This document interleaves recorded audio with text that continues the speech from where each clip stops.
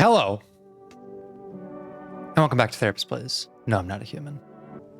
You all, we're in a low moment in the playthrough, which is that we started off this journey not trusting, wary of any sort of connection or attachment to other people. We did not want to let anyone in, and for good reason. They could be dangerous, and we just don't like people. And because of the circumstances of this nightmare, we started letting them in. Actually, mostly based on our trust in the neighbor, that this was a good idea to do. And so we started welcoming in people and, starting to get to know them and starting to feel things for them. And I started caring about them and wanting to get to know them and understand their stories. And I let go of what were previously effective coping skills, which is don't get to know me. Don't come to my house. Don't try to come in. Don't ask me about myself. Just let me stay in the safety of my depression. Okay, nothing changes in that environment, and it's very predictable, and I understand it, and so I feel comfortable in it. And look what it brought us.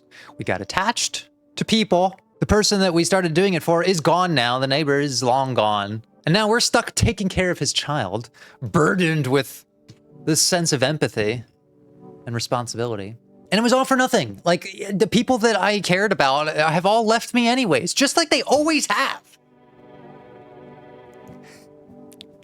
And so I knew it. I knew I shouldn't have trusted anybody or tried to get to know them or formed any sort of attachments because I knew it was dangerous and I did it anyways. I feel so stupid.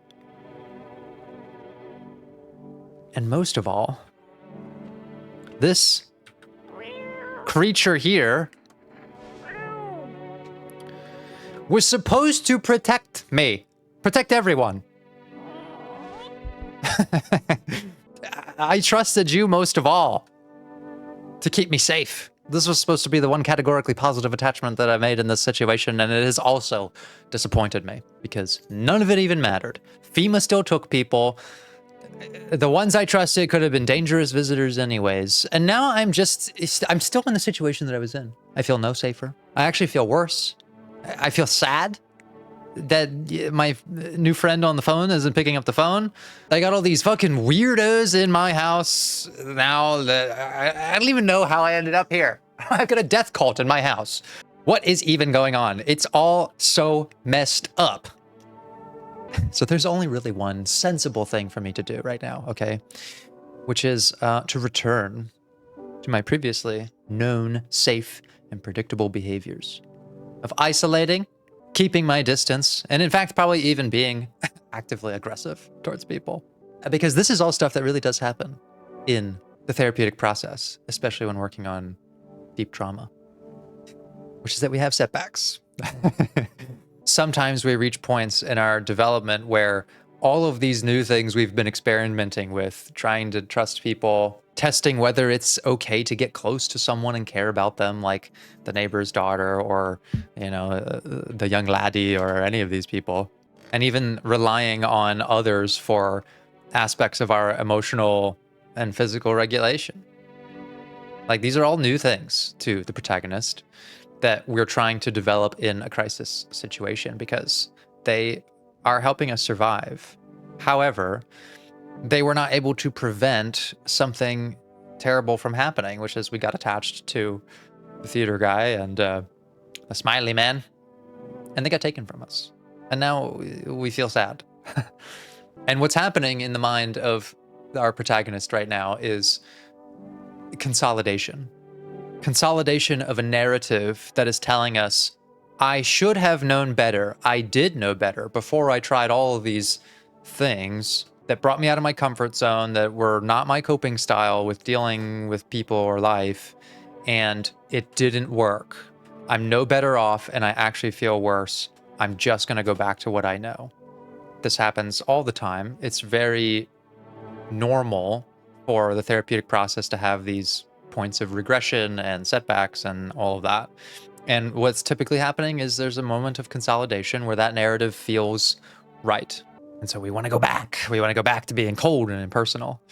And I would expect this. And so unfortunately, that means we're going to have to deal with the situation a little differently than we have.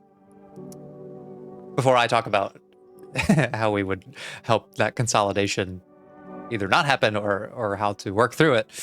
But right now I just feel bad. And I'm also out of cat food. And so I don't even think or care about who gets saved or not, okay? I just want to know who's a visitor now. I want to get all these fucking people out of my house. Just get out of my house. And all of the things that brought me comfort before, they now grate on me, like this man. Do you need something? Yeah, what story do you have for me today? What do you got? Nothing, huh?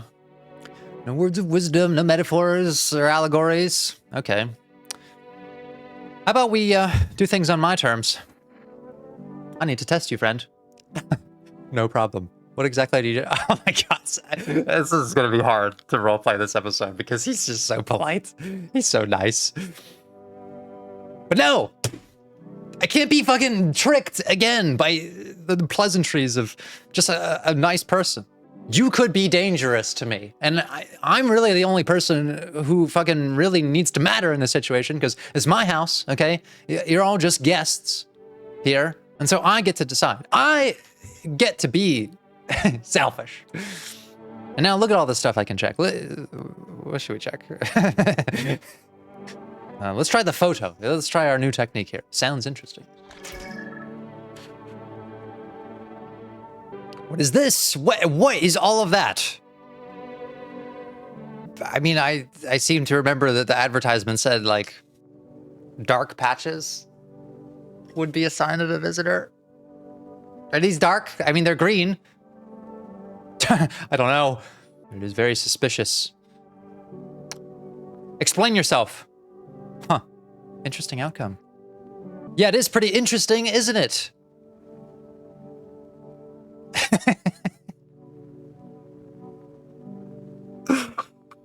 Oh, I so don't want to do this, but it is what I would expect to happen. Look, kid, okay? I like you, all right? In fact, you probably remind me of myself. You know, a young laddie, treated unfairly and abandoned by the world, or someone. Someone has abandoned this man. And he's like who I could have been. Optimistic. If the world didn't just keep knocking me down over and over again. But thankfully, he started to wake up to the shit reality that we all actually live in, okay? And right now, reality is telling me that you could be a danger to me. And it's every man for himself, unfortunately. And the only real way that I know how to figure out what's really going on is to put danger on the scale and see if that tips things. I hope you won't judge me over something so minor. Something serious.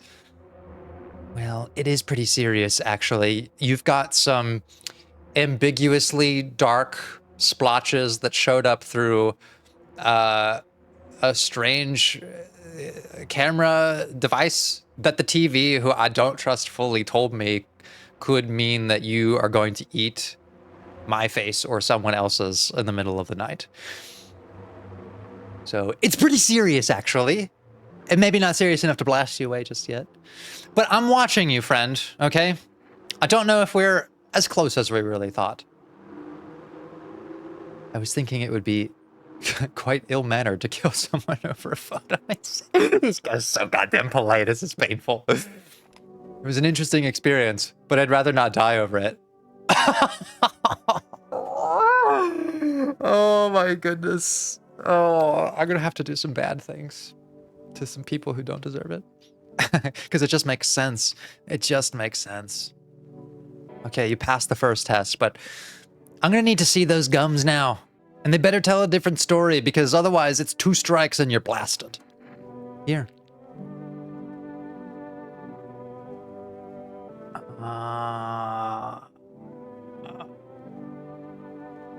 They don't look too bad, actually.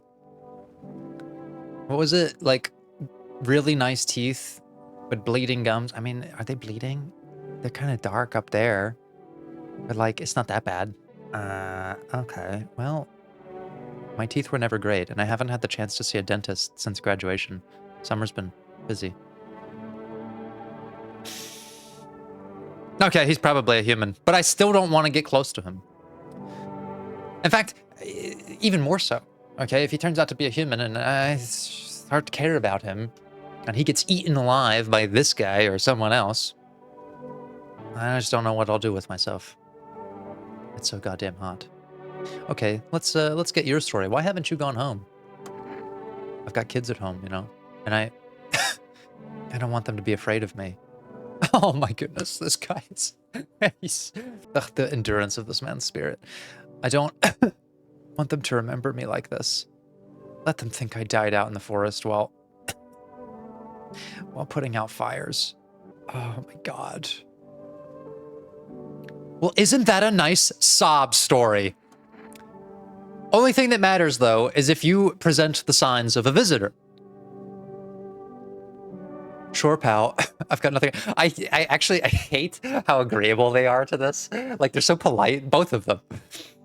Like, I'm trying to be, you know, in my character who's regressing back to being kind of an asshole here, and they're making it so difficult because they're just so nice. Everything I had went up in flames. Oh my god, like... Okay, so what do we got here? I mean, I think the photo is like just the worst. I have no idea what it means, really. It could just be a fucking gimmick of the device that they sold me. But like, he's all burnt up. I'm sure none of these things are in all that good condition. Let's try the ears. We haven't checked the ears yet. You won't find much to check. They're charred down to the ground.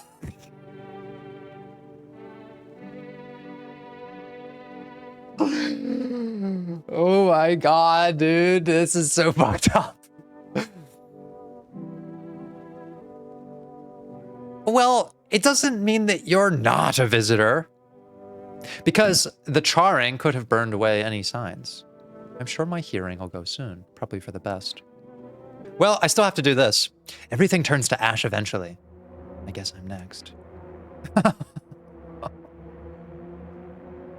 The fact that he's so accepting, it's so heartbreaking because there's no fight in him. Like it's just, when does it happen for me? Now or later?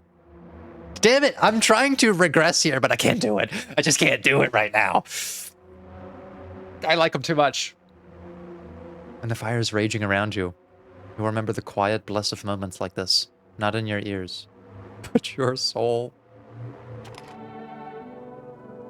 Oh my god. I just can't do it. I'm so bad at this game. This is like, this is the worst playthrough I've had to do. It's really stretching my abilities to get into character here. But there's several people we still need to test, so I'm gonna need to blast one of these. Might be two. And proceed with our investigation. That one didn't go so well. I think we're still a little too attached to those fellas. This guy, though, I'm not sure about him. Got something to share. Still digging through those papers. Precisely. And I've got plenty where those came from, too, if you're interested. Here, take this one, for instance. It claims that FEMA are the visitors. And since those suits they wear cover them head to toe, there's no way to test them. Seems plausible, no? Fascinating. Particularly where they note FEMA really stands for. Facility for Eradicating Mankind Altogether. I love how he has the correct emotional reaction to the world, but why he's having that reaction is a little off base, probably. And like, this is actually a subject that has come up in the therapeutic process for me, and it really challenged the process because sometimes conspiratorial thoughts are just innocuous and it's like, whatever, this is what the person believes and it's not disrupting anyone else's life, you know, and maybe not really theirs either. But when it is a disruption and it causes them to like behave or act on thoughts that are not sort of grounded in reality, then it feels like responsible for you to try to help them find that grounding. But then it's like, are you also sort of putting your own opinion on things? And that can get dicey. The thing that I found that helps is trying to see it from this perspective that like, usually someone is having the correct emotional reaction to something. They're looking at the world and they're saying, this doesn't make sense. Why is this thing so bad? And they feel like they've found an answer, right? Like, oh, FEMA must be the visitors. The way that they're covering their face must, you know, be an indication of that. And they are killing people out there. And so like maybe they're like kind of at the center of all this, and like they are, but like not also at the center in some ways. There's a little morsel of truth in it, which this is a bad situation. Life seems bad and these people are dangerous, but people get hung up on the finer details in ways that distract from, you know, what dealing with the real problem often can be. And I've seen really good people with good morals and good values go down certain rabbit holes that lead them astray and start leaving them with beliefs that don't align with those values in actual practice. And it's a scary thing, you know, when someone sort of gets so deep in that, because like it can supersede their relationships. They'll cut people out of their lives who they're close with because this feels more true to them. And like, I discovered it. How can everyone else not see this? And if you're not on board or you think I'm crazy, then I don't need you in my life. And it can ruin families, and it can ruin so many things. And so it is sad, because I don't think he's wrong for feeling this way. He's just wrong in the details. Or perhaps it was something else. But there's hope. He's willing to be skeptical. This is a thinking man. I mean, just look at his posture as he ponders this blank wall, ignoring the little girl behind him who is sobbing. I kind of want to keep him around because I like to know what's tickling his mind. But let's point a gun at him first and see if he really holds up to my own skepticism, because I'm not in a good place right now. By all means, just to beware, testing me could lead you to learn things you wished you hadn't. Oh, I guess I could learn the truth as well. Let's try the ears again, because I feel like the last one was kind of a wash. I mean, firefighter man, we weren't likely to find anything, so I kind of want to see. Ears. Huh. I see. Okay. Looking for signs? Worry not. I'm protected. What? What do you mean? You're protected from what? How? I must know. Can you protect yourself from this? You want me silent? You think it'll make things easier? Silence is just another tool they use to control us. God damn it, I wish he wasn't so right. I'm gonna hear him out. They program us through sound, you know. Frequencies, infrawaves. They alter the mind. We must cut through the noise. God damn it, I don't know what to fucking do anymore. None of my techniques, even the old ones, are working. I don't think he's a fucking visitor. What about these guys? These guys are strange. Oh, and there's 3 of them? Shit. I can't test them all. I thought they were going to be like a collective. How long will you be staying? Worry not, homeowner. We won't be any trouble. We appreciate your hospitality and don't wish to anger you. You've done so much for us already. We'll stay in this room and pray quietly. We need some rest. Our journey ahead will be long and hard. What the hell? Why is everyone so polite? You look scared. Are you afraid? You're observant, homeowner. Unlike my brothers in faith, I still struggle with fear. Doubt torments me. What lies beyond life? What does it feel like? Our mentor teaches us it's neither heaven nor hell, that it's something else, but I can't seem to grasp it. Even if he doesn't fully understand death, will we ever truly understand her? What if reaching her isn't enough? What if she is truly beyond comprehension entirely? But dare I not question our mentor's will, for in his eyes, I see confidence and understanding. He asks us to embrace faith and steel our resolve to be ready. Only then can we cross the rivers of dead and the mountains of bones and reach her, death. Okay, I find that quite reasonable, really. He's a believer. He's also latched on to the thing that makes the most sense, that's giving him a sense of this is a way to understand the world, and there's this leader who has this conviction, and in a world that's not making much sense, like how could someone not get attached to that?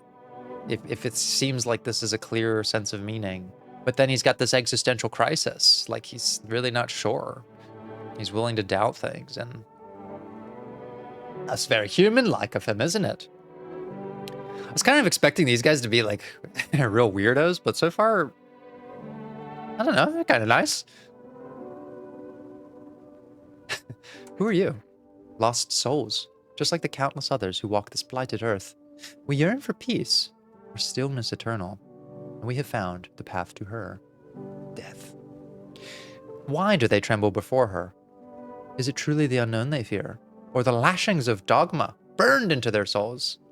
For millennia we clawed at the veil, seeking life's meaning, and lo, its answer was laughably simple. Death is our purpose, and we are her followers.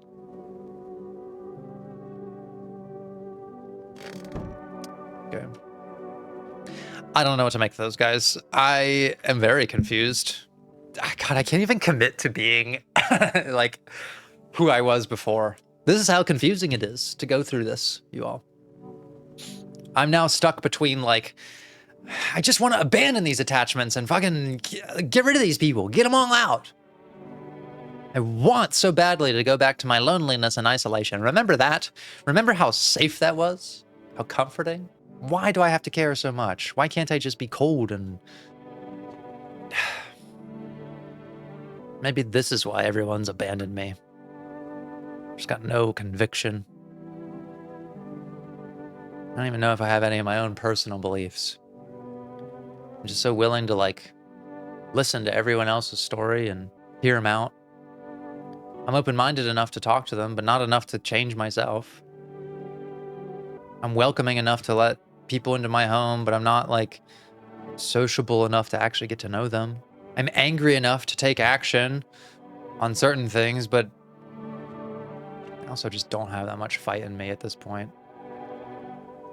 Who am I anymore? Was I ever anybody? Is it even worth becoming someone? Maybe those death cult guys are right.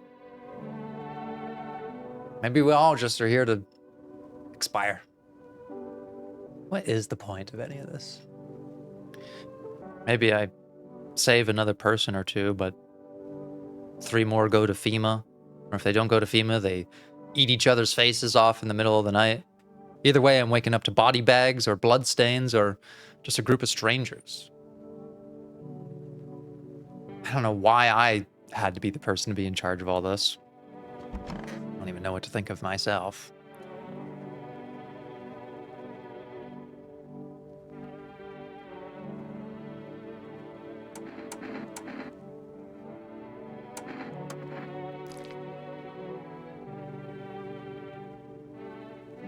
Yeah, we're not doing so good. They're red. Should have drank all that caffeinated crap. It's because of all the energy. Oh, that's actually brilliant.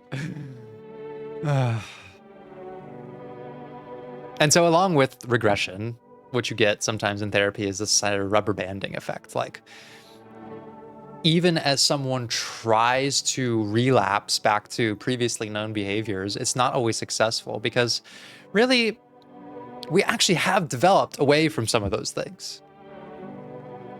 I spoke in another episode about how like the mind and body are not always in sync with how they develop and experience things. Sometimes the mind recognizes safety, but the body has not yet, and it needs its own kind of stabilization time. And it's also not as simple to just decide on a whim that you like don't care anymore and that I actually fucking hate all these people and, you know, I'm just gonna blast them all away. But like emotionally and hormonally, like everything I talked about last time, we've been building a tolerance to liking people, to caring about them. And so even though we try to borrow these behaviors from the past, they don't work. They're not working. Like to just go back and be an asshole. I can't even go through with it. And now, like, I feel like no one. I can't go back to who I was. I'm not fully formed of who I am. And, like, I just feel lost. I feel in the middle of 2 things that feel unsatisfying. And so what do you do at this point? Well, like I said, what's happening right now is consolidation. There's a narrative that we have started to develop about who we were, who we are, who we're not, you know, in between those 2 things. And when something consolidates, that is the end stage of a deconstruction, okay? Everything that's happening in the process of change is going from a phase of deconstruction to consolidation. We break things apart and then we put them back together. And when that process is not intentional, meaning it's like just happening as a consequence of what we're living through, especially because like our brain is going to be excluding certain details because of the amount of crisis we're in. I've talked already about how like it's easy to forget certain elements of things, and it's hard to get precise with rational thinking. So as long as you're intentional, which we are in the process of therapy going through things, then we need to deconstruct certain elements of what's happened already. And I don't want them to re-traumatize the person. So I don't want to be like talking about the time that we blasted people away and how bad that made us feel. The main question I would have for the protagonist right now, when we're in this sort of lost state, feeling much like the Death Cult people, is throughout these last couple of days, when was the time you felt the most safe?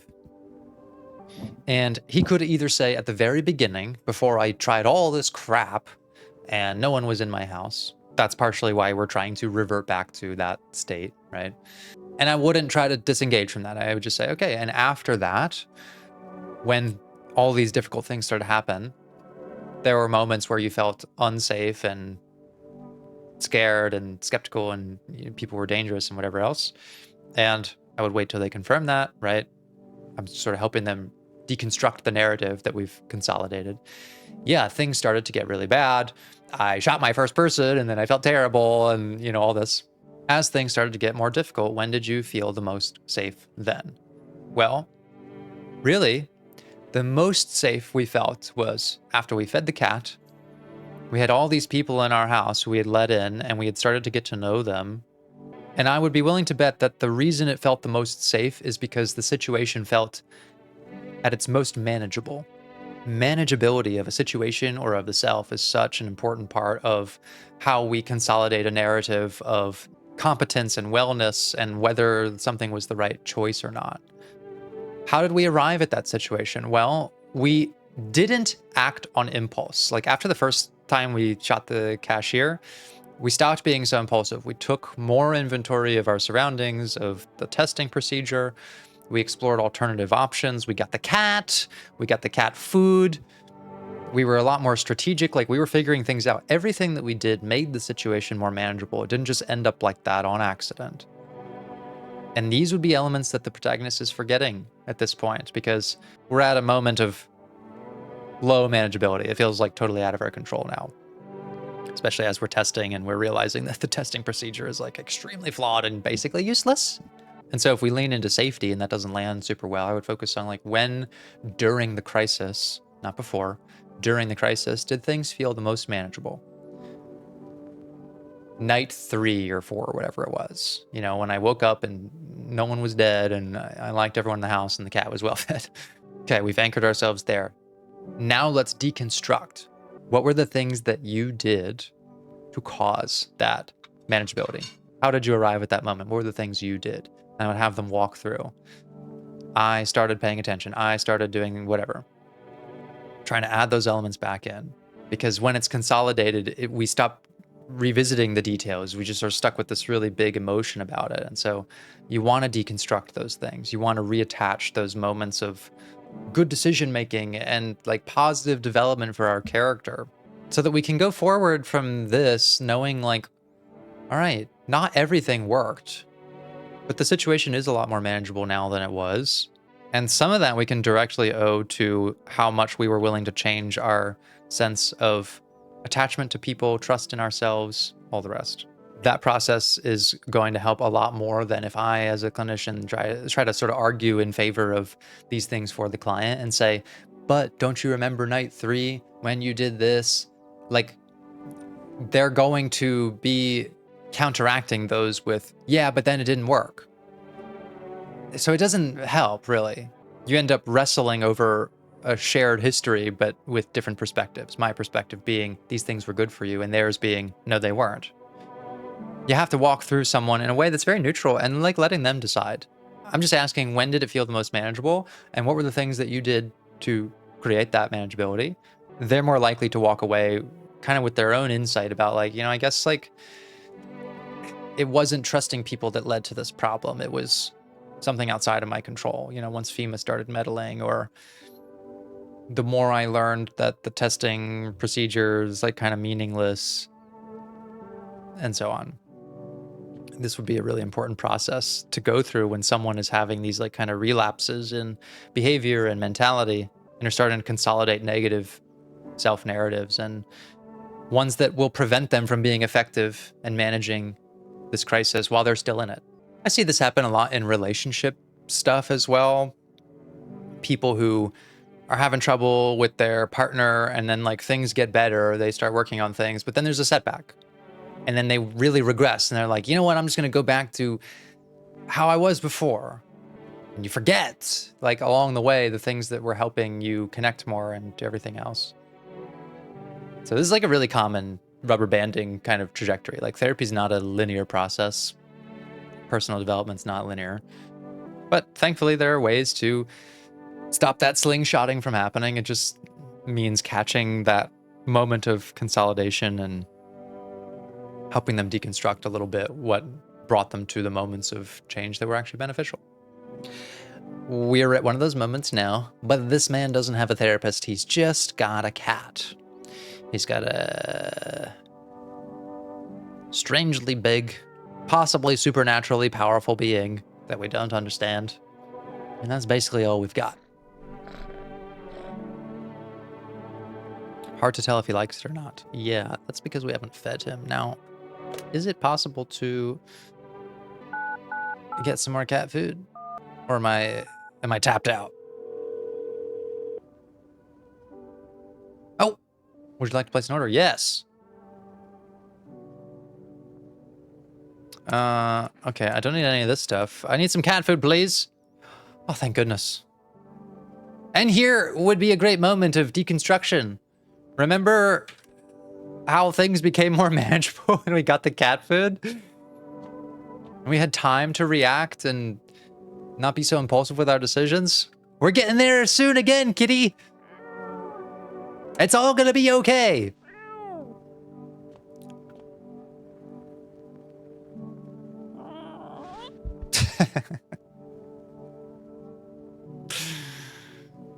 Oh, I hope it's all gonna be okay. All right.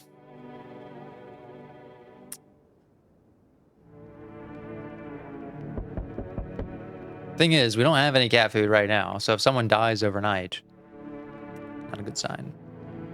And I have to be mindful that it could be someone I let in tonight. That could be a visitor. Oh, delivery. Hey, what's going on, friend? My coworker got taken by FEMA. Morning check, same as always.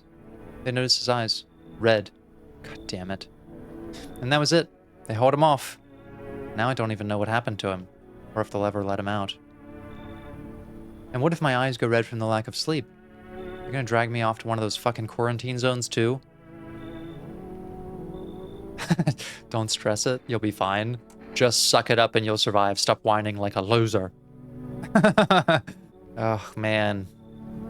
I feel like the game is kind of along my side of thinking here, which is that we can play this out how we want. Is the protagonist really getting better and holding on to that, more humanistic? Or are we sliding back to like really, maybe even worse than where we started? Very anti-personal. I think that we're sort of in the middle and I want to be a little more hopeful. So I want to be nice to him because he is about to give me that one thing I need. Which I forgot that I should have like given someone a slip or something, but I don't want to. I don't want to give anyone a slip. What if FEMA shows up tonight? Okay, let's just get through this first. Don't stress it, you'll be fine. Fine. What's fine even mean in the middle of a cataclysm? All these visitors, the signs, and the damn sun. Thought it couldn't get worse, but every day, it just gets crazier. Next thing you know, they'll say pubic hair is a sign of being a visitor. And the world will go even more batshit. All right, I gotta get a move on. Take your order, I'll be on my way. Get cat food. Have a good night.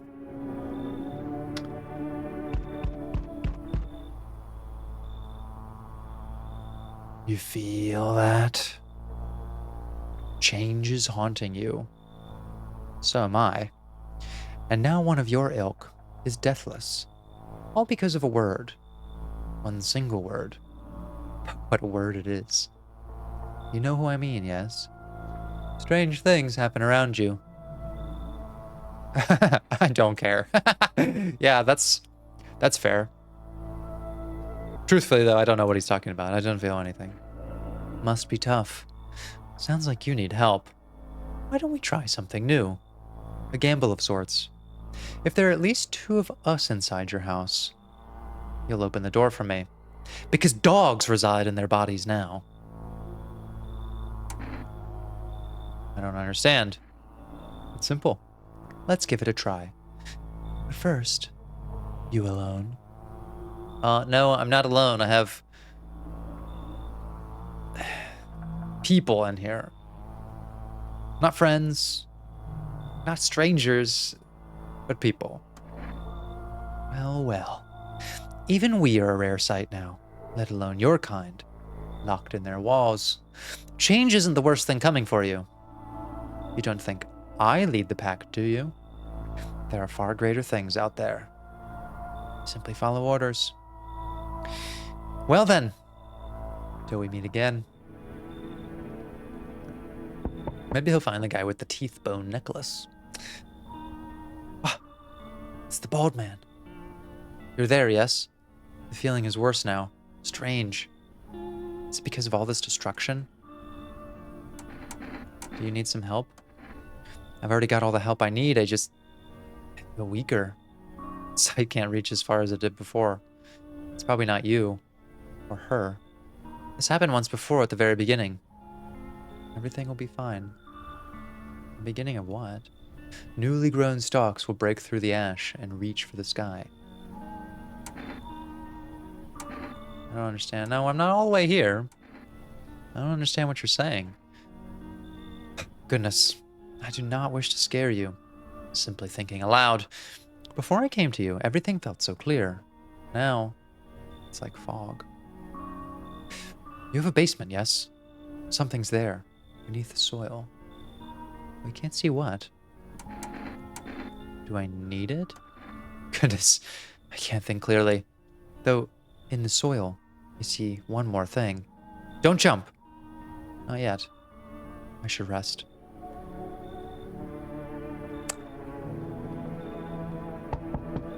I don't know what to make of that guy. He did give me the cat, which is very positive. I'm a little worried about him, frankly. Seems a little lost himself. Maybe that's why I relate to him. Well, it's not a FEMA officer. Could be a new friend. Do you ever dream? What a way to knock on the door. Not really. There you go. You're just like everyone else, even when they've got a fever. Nothing. I wonder, is the sun to blame? Or is it something else? Do you dream? Hard to say. I haven't slept in 6 days. Maybe if I did, a dream would come to me. I haven't slept in 6 days. I mean, that's rough. That's a rough time. I mean, we have the space. Why don't you come on in and get some rest properly? Thanks. I'll try to fall asleep here, though rest will probably escape me. But if something else in this house dreams, that would be just as nice. I'll bet the cat dreams. Oh, there's an extra person. I sense the energy here is stagnant. Something very bad is developing within. The sun and Leo are in the 5th house. I see it all so clearly. I wish someone in this game would just stop speaking in parables. It's all just a bunch of vague posting. You're a pretty assertive person, aren't you? Well, I'm assertive enough to point a gun at basically anyone who comes into my house, but not assertive enough to pull the trigger. I can see you prefer to take action rather than talk. Not quite. Typical Leo, am I right? You've accumulated a large amount of dark energy here. Yes, very unpleasant. I don't yet understand the how or why. Everything just feels so neglected. I suppose I should start with affirmations. Thanks for dumping all that on my already troubled mind. Yeah, the thing I really appreciate is the cast of characters we've been running into. They're all making sense of the world in different ways. The stoner guy is obviously downplaying the seriousness of the situation, treating it kind of like the zombie apocalypse, I think, because he doesn't have like an overarching source of meeting, so he's just kind of vibing through it. Conspiracy guy, like it's all making sense because of information that he's found, which could be right, we don't know. The fireman, he's kind of in a state of acceptance. In fact, I wonder if he would get on with the death cult guys, because they've obviously found some kind of security in following someone who believes there's a purpose to all of this. Don't know how true that is either. And then there's some people who do have a little bit more hopelessness to them. Despite his optimism, I think the young laddie, I don't know. I think he's not really looking ahead too much, and how could he? And of course, the neighbor's daughter, I mean, she's just in a period of shock. Very little makes sense to her right now. And then we have astrology, which is helping this lady make sense of the world in some capacity. Okay, and there are prison guards in your prior incarnations. Give them space. You're just repeating the experience of your past lives. You need to forgive them and accept their histories within yourself. Only then will you be able to break the chains of the endless cycle. Do you understand? The answer is not yes or no. It's just come in or you should leave. Well, I don't know. Going through my own little existential crisis, I don't really have much sense to make of things. So I'm really open to anything. Why don't you come on in? Delightful. You're in an excellent location here, to be honest. It's a powerful current of positive energy throwing... I thought you said it was like stagnant with death. All right. Hello, friend. Another friend. We're getting so many people. Say, are you armed? Yeah, I've got a gun. Okay. Then you can take out any visitors that show up. Jeez, don't get me wrong. I'm not trying to, turn against anyone. It's just, I ran into some armed lunatic. Oh, yeah, I'm familiar. Watched him interrogate a guy. Kept asking if he was a visitor. Good thing he didn't see me, too. He might have snapped my neck right then and there, you know? One day I'll learn to kill, too. Oh, my God. Then I won't be the one living in fear. They will. Oh, this poor guy. He doesn't have the soul for killing. I can feel it in his dialogue. Or maybe I just want that for him. I don't fucking know anymore. There's just something about his like posture and demeanor that doesn't say to me, violence is the screaming answer to my problems. I think he just doesn't know what else at the moment. Why are you so fixated on killing, friend? I'm such a sucker. I like can't even roleplay someone relapsing to being so distant anymore. I just want to help him. Why are you so fixated on killing, friend? Oh, jeez. Do I sound off to you? I don't mean to come across like some maniac. It's just, back before everything went to hell, I would have never heard a fly. But now, soft people like me just don't last. No! No! As a soft person of character myself, I don't think I'm going to last very much either. Maybe that's why I like this guy. I'm scared of what'll happen if I don't learn how to fight back, you know? That's why I need to, figure out from someone who gets it. You know what? Come on in. I'll show you how to hold a shotgun. Thank you, friend. And if it's not too much to ask, after you test me, could you show me how you do it? How you kill a visitor? I want to stare death in the face. Oh, no! Why? Why am I getting all these innocent souls? This game is like designed to torture me specifically. And anyone who feels like me, who's got just enough of an edge to play along, but deep down just doesn't have the spirit to do the things it asks. Oh, it is so brilliantly miserable. An armed visitor hunter holds a group of survivors at gunpoint. We are going to have to deal with that guy at some level, aren't we? He probably stumbled on them by chance. You hear snips of shouting and a crazed voice yelling. Who will survive in this new world? Not those guys. And man, that just complicates things so much more because at the beginning, all we had to fear was the visitors. Oh, a scary non-human person could come into your house and kill you alive. Kill you alive. And then it was the government and FEMA.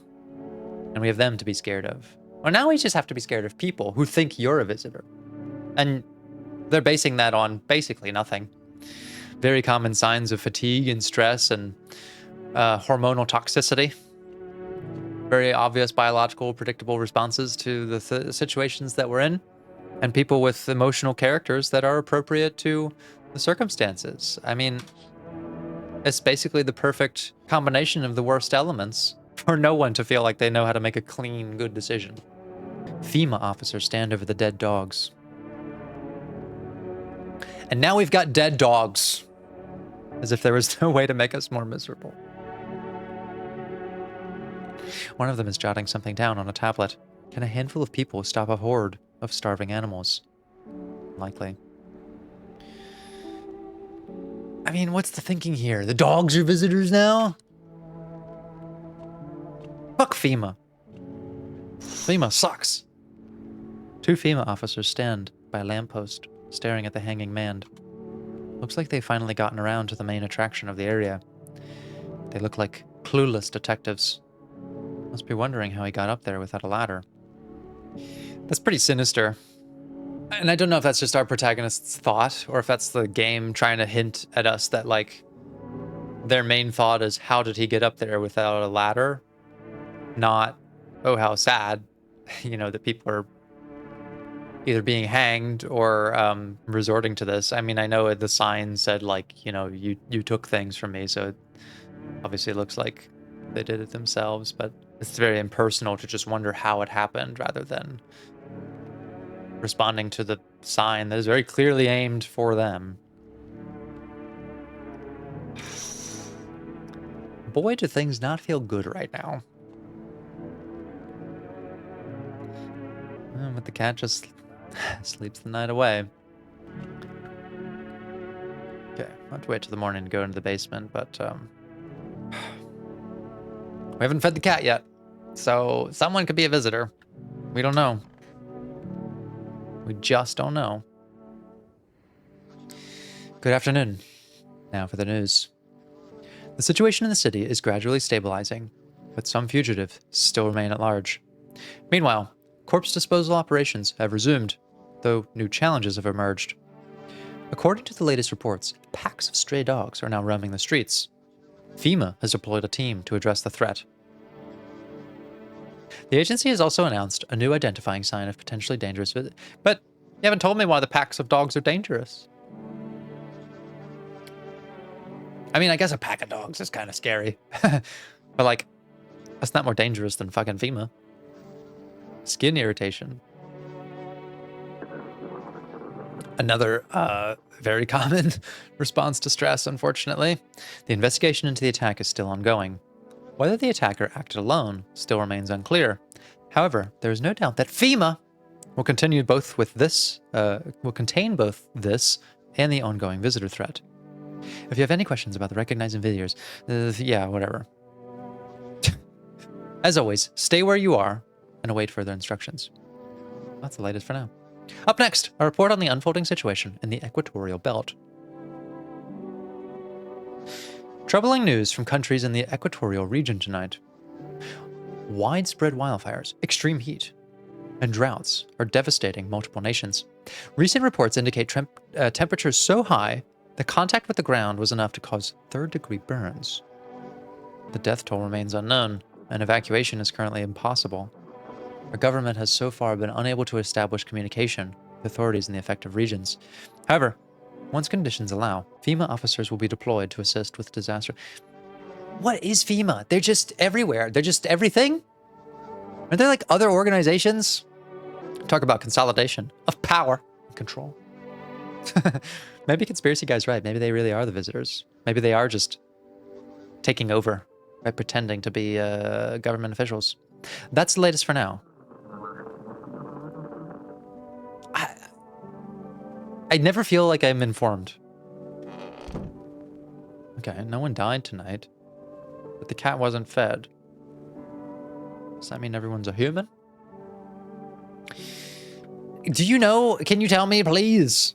Can you tell me who is a human or not? If you can protect me from visitors, then you must know which ones they are. Please tell me.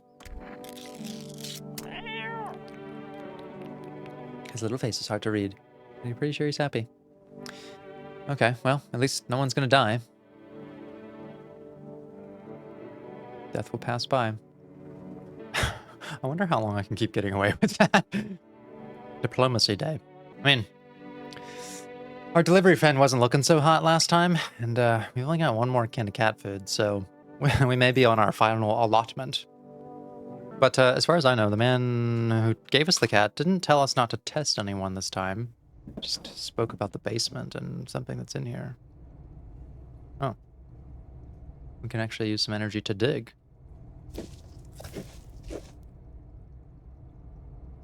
Oh, great. Shit, that used all of my energy. Yeah, energy equals 0. Okay. Reading comprehension. And now I've got dirt under my fingernails. Like a visitor! Well, shit, I mean... I guess I wasn't going to test anyone anyways. Let's just talk to some people. Of course these two would end up together as well. Want a reading? How do you know so much about me? What a silly thing to say. I'm not the one who knows. I'm simply a vessel. The stars speak through me. Moon and Venus are in conjunction in the 6th house. It's written all over your face. Need not say a thing. I knew someone just like you once. He always listened, but never spoke. You know what they say. If Jupiter... I really don't. If Jupiter is in the 8th house, it's better to stay quiet. That's a sign of closed doors. I don't understand anything from her. I just love imagining these two having a conversation. Let's see what he's got. So what have you uncovered this time? Visitors. Skinwalkers. They sound like something straight out of some sci-fi novel, right? But that's just it. Listen to this. One report talks about a pale man seen wandering the streets. Although, I must note, the author made a rather obvious mistake. They claim there are 2 pale, creepy-looking figures out there. One seen through windows, one seen standing at doors. Poppycock. Isn't it obvious that they're the same entity? I dare guess the window distorted the author's view. A perceptual error. Still, fascinating stuff, no?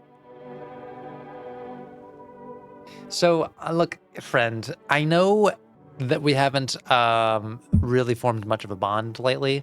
And I got very lucky that the last evening, FEMA didn't come and take anybody. Thing is I kind of feel like I get you now, and we didn't connect. It just didn't happen. And look, you want to study FEMA anyways? Like, you want to figure out what's really going on? What better way than to go straight to the source?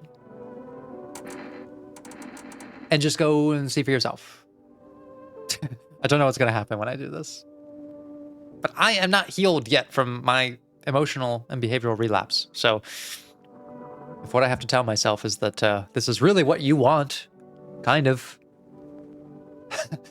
then I'm just going to go through with it. What is that?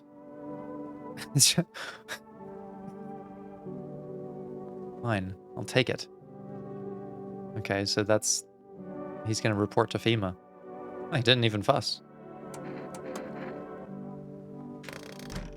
All right, well, now we're doubly safe.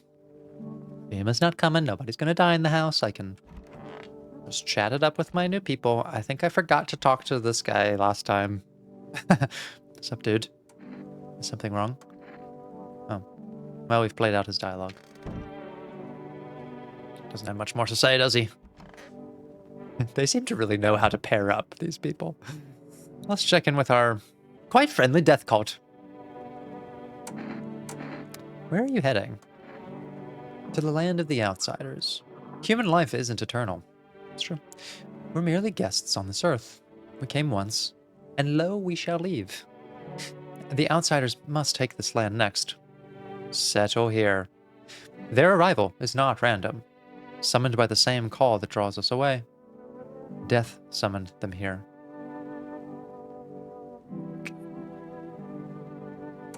Why do you worship death? Please, kind homeowner, I hope you do not wish to speak ill of death. I'm actually just curious. She despises blasphemers who label her as unjust and punishes them most harshly. Her nature terrifies me, but our mentor says death may not be the kindest of all gods. She does not bring famine, plague, or war. She simply grants rest. And we need to meet her. There's a futility to their perspective, of course, that, of course, no one would disagree that, like, death comes before us all and life is temporary.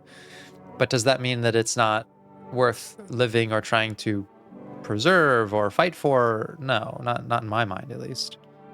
I don't think the ultimate goal is just to embrace death because it's inevitable. It is to develop an acceptance of death because it is inevitable. But to not live your life with the singular purpose of meeting it, because ultimately it's going to come for you anyways, right? Why not try to extend your life as much as you can? There is no like winning condition where you evade it, so why sooner than later? I don't know why. I don't know if he's like blessing me, telling me to stop, right? Or whether he's like about to chop me.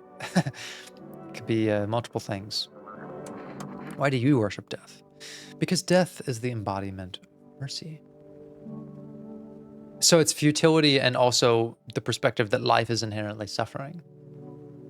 We all fear her, but are our fears justified? Consider it well. Our world is no paradise, but a purgatory that torments us. And the question burns, why? So much fear, pain, and suffering. Do we not deserve peace? Death is a paradise we cannot comprehend. Religion attempts to simplify the image of heaven, to soothe the woes of the people. But is life ever so simple? The same goes for death. You can't hope to understand her until you have felt her touch. Okay. What is this guy thinking? It's quite the crowd he's fallen in with here. Do visitors dream?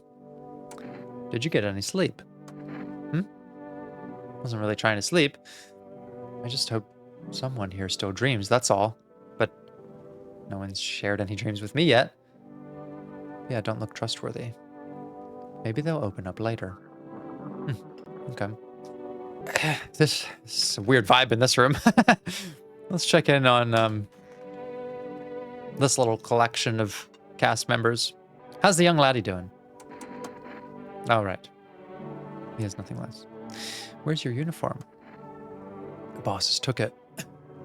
There's not enough gear to go around anymore. A lot of people are dying on the job.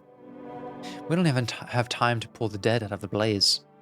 The fire takes everything in the end. But the bosses, they're more concerned about the fucking uniform.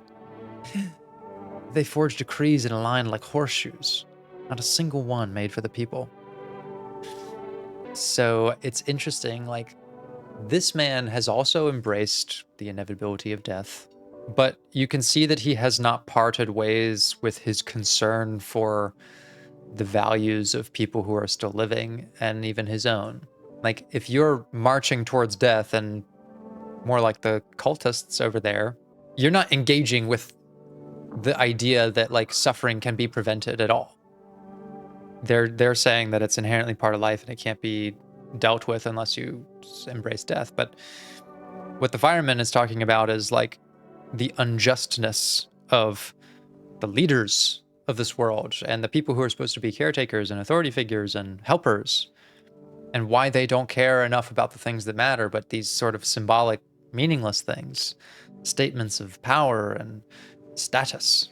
And to me, that tells me like he still thinks that suffering is preventable, because if you care about that stuff, then you wonder about the interventions that could work. You wonder about a world that could be better. if these kinds of peoples weren't in power, or if these kinds of ideas shone through. It's not a nihilistic or a fatalistic perspective. It's an aggravated, hopeful one. Disillusioned somewhat, but not entirely stamped out.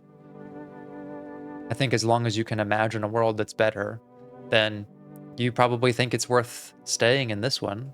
On an individual level, I think that the fireman, though, recognizes he's not long for it. But he's a really complex character in that way, because even though he expects his life to come to an end, and he's not even really concerned with how it happens. Like when we pointed the shotgun at him, he was like, whatever, basically. But he doesn't want to die.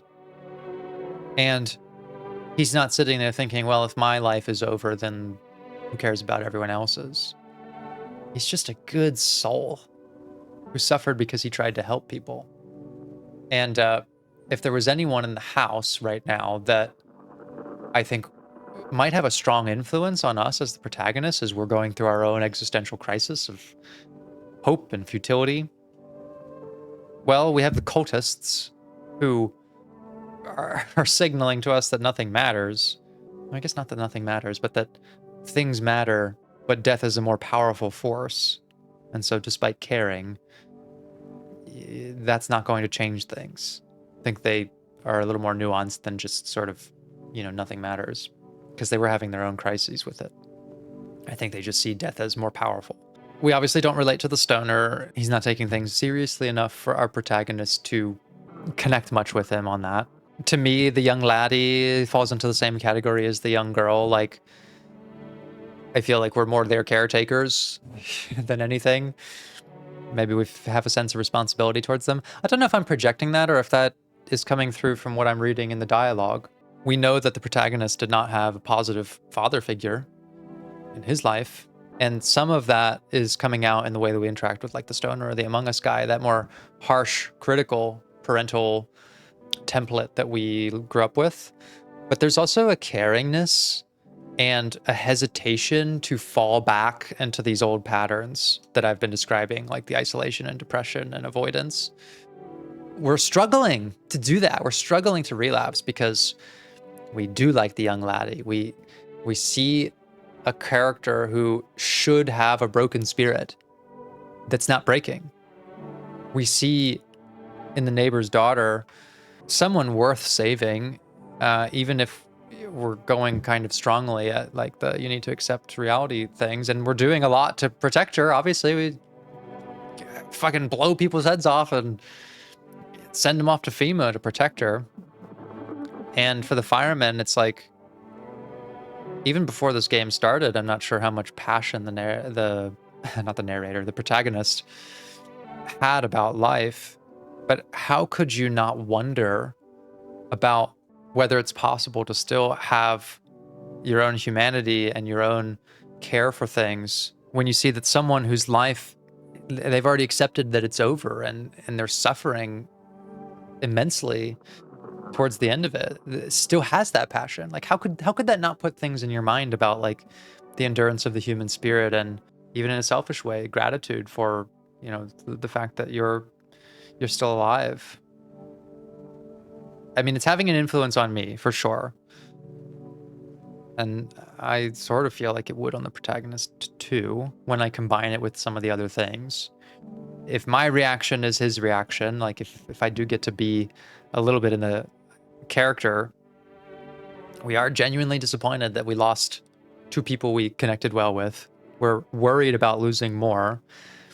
We're devastated when we have to use these extreme measures to test people and threaten them, and we're thankful when we don't have to do that. Those are the moments we feel safe. That's when life becomes manageable. When the cat is fed and we feel like we're surrounded by people who still give us hope.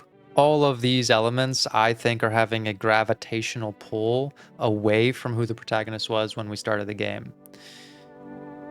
And it's working despite a willingness to slide back into that because it felt safe and comfortable and at least prevented us from further harm, because at least we can't get more miserable from rock bottom. Well, let's see. What about our new guy in here? Oh, this is so funny, and this must be intentional. This room has the, like, tortured, hopeful, but being twisted by their circumstances people. This guy has got such a, like, softness about him, but he's literally trying to twist himself into something he's not, like, visually. Becoming a murderer. And on the opposite side of the hallway, you have this, like, strange, detached sort of people. Well, we haven't learned much about the guy in the hoodie yet, but it's just quite curious, the ways that they've paired people up. I do think it's intentional. I think that it would make sense for these people, if we got to see their dialogues, like, would gravitate towards being in this part of the house based on, you know, how it feels to be around them. And maybe it says something that, like, despite this guy wants to learn how to kill, it's not really his nature. He's probably naturally more inclined to, you know, spend time around people who have a kinder center. Like the two that are in here. Oh, geez. I hope I can learn how to kill. Fuck. Still want to see me kill a visitor? Actually, no. I changed my mind. I chickened out. I know. I'm sorry. I just... I realized I wasn't ready yet. Ugh, and now he feels ashamed for being true to himself. Seeing the corpses still makes me queasy, you know. I'm gonna need some time to get over that. But, like, the visitors, I heard their bodies keep moving. You know, after they die. Like that guy in the alley. Just thinking about it turns my stomach. There's no way I'm ready. I'm sorry. Oh, friend, you don't need to apologize. What an awful situation to feel like the way to survive is to deny your inherent human nature. Like, at the same time, he's afraid of people who are inhuman, the visitors. And so he's trying to kill off his own innocence in order to protect himself from that. Every character just has such a interesting paradox to them. There's something about them that is, like, immediately clear, that stands out about them. But then the way that they have to interact with the world asks them to betray that nature in a way.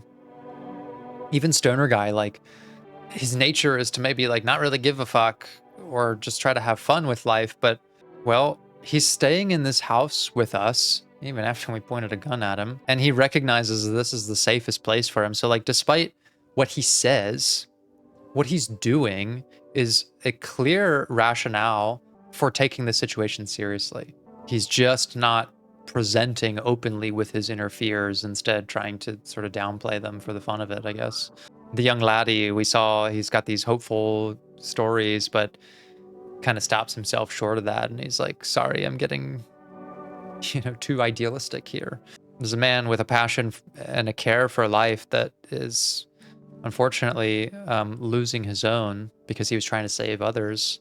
And so doesn't want to die, but is also embracing it as an inevitability.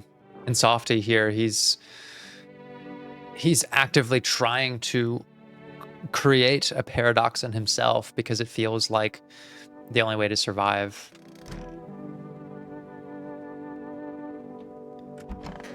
We don't know much about the Dreamer yet, but there's also kind of a paradox with the cultists, because they've openly admitted, like, we fear death. Fear is a consequence of being alive and naturally wanting to preserve that life. But we also have this belief that we can't stop what's coming. And I think that there's a deficit of meaningfulness in that sense. But in seeking meaning, they've attached to something that says, you don't need it. Death is coming for you anyways. And so I think that's leading to some level of inner tension about, like, they have this strong conviction and obviously the leader that they're following, but there's a little bit of them that's unsure. And they may think that that's sort of the parasite of being a human. Why can't I override my fundamental instincts that tell me to try to live life with meaning when I've decided that there can't be besides death?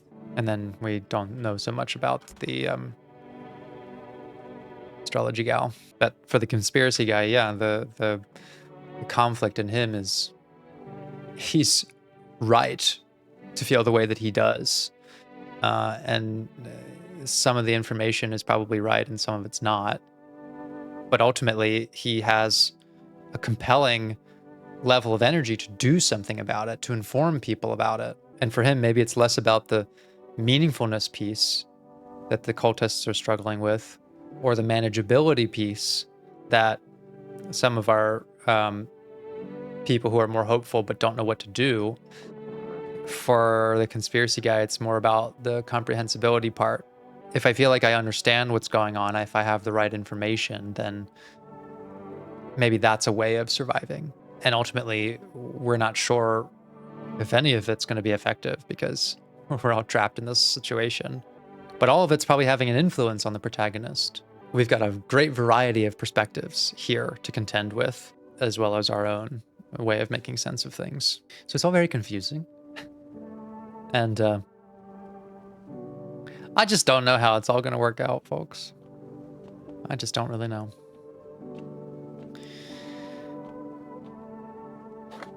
To everyone listening, FEMA's trying to jam all signals to keep things under wraps. They want to hide everything that's going on in the city. They're trying to blame it all on that psycho who killed everyone in the quarantine zone. If you're still in the city, get out. It's not safe. Avoid FEMA patrols. They're trying to kill you. Run while you still can.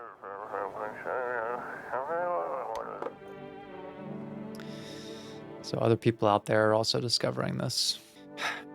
Ultimately, everything comes down to what is the next right move. Some of that is practical. Do I remove this person or not? Do I let this person in or not? And some of it's spiritual. How should I feel? Should I accept and embrace death?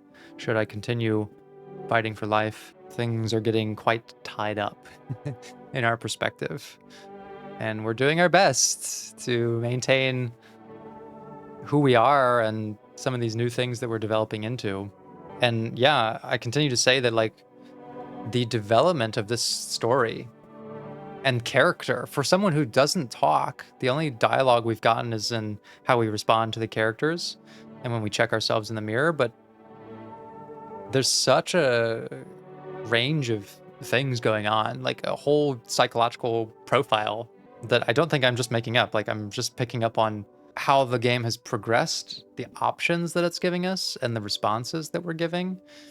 It's telling a very unique story about who we are in this situation, how we perceive others in crises similar to this, what constitutes trust, how reactive should we be to signals of distrust, and so many things.